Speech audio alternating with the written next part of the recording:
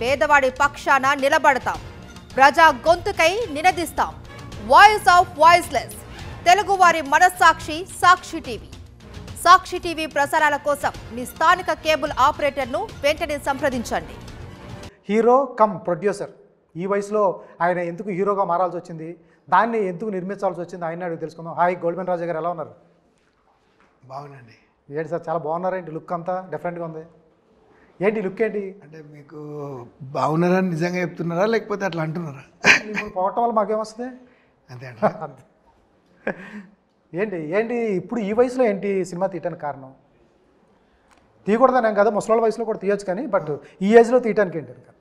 అంటే సినిమా తీసే పని నాది కాదు, కానీ ఇంకోటి ఏంటంటే నేను నా నిజ జీవితము ఒక రియల్ స్టోరీ, నేను కష్టపడి పైకి వచ్చాను కాబట్టి ఆ కష్టం అనేది ప్రజలకు చూపెడదాము. చాలామంది అమ్మాయిని ప్రేమించి ఇద్దరు గొడవటము, అట్లా కొన్ని ప్రాబ్లం వల్ల విడిపోవటం అట్లాంటివి చాలా వస్తున్నాయి కదా. దాన్ని బట్టి నేను కూడా చాలా కష్టపడి వచ్చిన.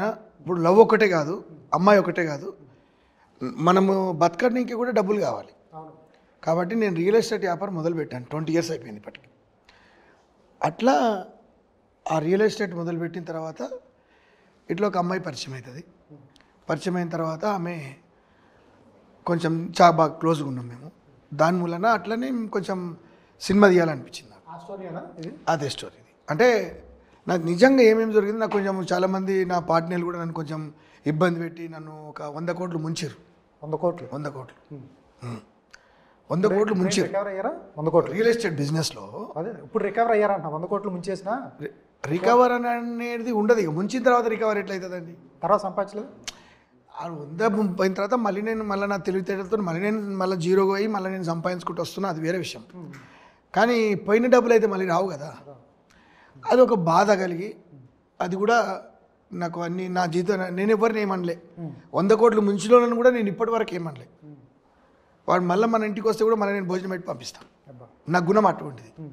ఓకే, అట్లా ఈ మిస్టర్ రెడ్డి అనేది ఆ అమ్మాయి పరిచయం అయిన తర్వాత నన్ను రెడ్డి గారు అన్నదనమాట. ఫస్ట్ టైంలో నేను ఆమెను ఫస్ట్ టైంలో నుంచి నేను మేడం అని పిలుస్తాను. అంటే ఆమె నాకు ఇష్టం అమ్మాయి కాబట్టి మేడం అని ఏంటో ఇప్పటి వరకు కూడా నేను మేడం అని పిలుస్తా. ఆమె రెడ్డి గారు అంటది, ఏమండి అంటది. అందుకని రెడ్డి గారనే ఆ సింక్ అవుతుంది కాబట్టి నేను అదే పెట్టేశారు. అట్లా పెట్టాను. పేరు అట్లా పెట్టాను. ఉందా ఆవిడ ఇప్పుడు? ఉన్నారు. నేను పెళ్లి చేసుకోవాలా అంటే ఆమె పెళ్లి చేసుకోలేదు. ఆవిడ చేసుకోలేదా? మీరు ఇప్పుడు ఏంటి మీ పొజిషన్ ఏంటి అసలు? మీ ఇద్దరు ఆమె పెళ్లి చేసుకోలేదు కదా. ఆమె మద్రాసులో ఉండదు, ఆమె సింగపూర్లో ఉంటుంది. ఆమె ఇక్కడ ఉండదు. ఇక్కడ ఉండదు. ఆవిడ పెళ్ళి అయిపోయింది. కాలేదా? కాలేదు. ఆవిడ తెలుసా మీరు చేస్తున్నారని ఆవిడ మీద సినిమా? ఏంది ఈ సినిమా? ఆవిడ మీద ఎందుకు తీస్తామండి? మీరు అడిగే క్వశ్చన్ వేరే రాంగ్ ఉంది. అట్లా అనొద్దు మీరు. కాదు, మీ ఇద్దరు లవ్ స్టోరీ. మా ఇద్దరు లవ్ స్టోరీ అనేది అది ఆమెకు తెలుస్తుంది, నాకు తెలుస్తుంది. మీకు చెప్పవలసిన అవసరం లేదు కదా. చెప్పాలి, అన్నీ చెప్పాలి. అంటే బయోపిక్ అన్నప్పుడు అన్నీ ఉంటాయి కదా. అట్లా కాదు. ఇప్పుడు ఎవరో ఆమె మీకైతే తెలియదు కదా. తెలియదు. నేను సినిమా తీసిన అది ఆమె చూసుకుంటుంది. ఆమె గురించే సినిమా తీసినా లేకపోతే ఇంకోరి గురించి తీసినా అనేది ఆమె సినిమా చూస్తే తెలుస్తుంది. ఆమె ఇప్పుడు ఉన్నాయా టర్మ్స్ మీకు? ఆమె నేను మాట్లాడుకుంటారా? మేము ఫ్రెండ్గా ఉంటాము, మాట్లాడుకుంటాము అన్నీ. ఇంకా అట్లా ఇబ్బంది ఏం లేదు. మా ఇద్దరి మధ్యలో గొడవలు ఏం రాలే. ఇప్పుడు మీరు ఎంట్రీలో చెప్తున్నారు నాకు లవ్ స్టోరీ ఉందని. ఇవన్నీ మీ ఇంట్లో తెలిస్తే ఇప్పుడు పర్సనల్గా మీ మిస్సెస్, మీ పిల్లలు ఎలా అంతా చేస్తారు? ఇగో ఇప్పుడు మీరు నాకు నా సినిమా గురించి, నా రియల్ లవ్ స్టోరీ కాబట్టి సింగపూర్ రాణి గురించి అడగాలి. మీరేమనుకోవద్దు. ఓకే. నేను నా ఇంటి గురించి నేను సినిమా తీయలేదు. డన్. మీరు అడిగేది ఏమని ఉంటే ఈ ఇద్దరు హీరోలు ఎందుకు పెట్టారో వాళ్ళ గురించి అడిగి నేను చెప్తాను. ఓకే. డన్. అది అడగొద్దంటారు అయితే.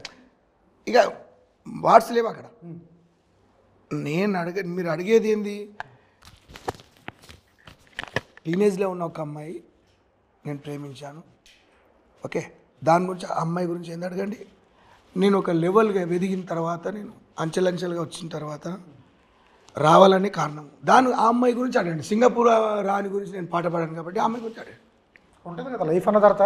అవి ఇప్పుడు బయోపిక్ ఎలా తీసేది రెడ్డి గారు? సార్ మీరు ఏమనుకుంటారు? బయోపిక్ తీసినప్పుడు పిల్ల ఉంటుంది, పిల్లలు ఉంటారు, లేకపోతే వేరే లవ్ ఉంటుంది, అన్నీ ఉంటాయి కదా బయోపిక్ అన్నప్పుడు. నేను ఏమంటున్నా, సినిమాలో నేను ఏమంటున్నా అదే అడిగాను అంటున్నా నేను మీరు అడగడం తప్పు కాదు, నేను చెప్పడం తప్పు కాదు. నేనేమంటున్నా మిస్టర్ రెడ్డి గురించి అడగండి ఎందుకు పెట్టిరని.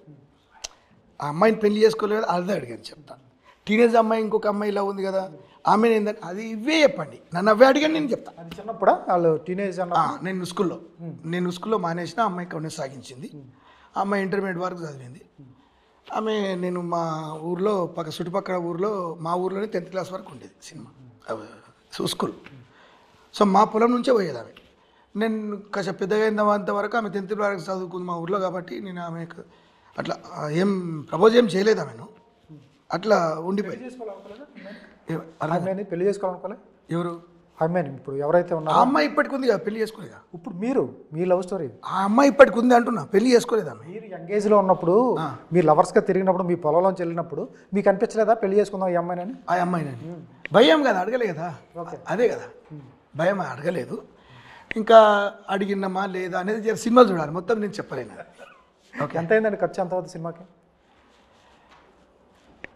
ఇక ఎంత అయినా అనేది కొంచెం మీడియా ముందులో చెప్పటం రఫ్ మొత్తం అంటే కోట్లల్లో అయింది అనొచ్చు, లక్షలల్లో అనేది లేదు, కోట్లల్లో సినిమా.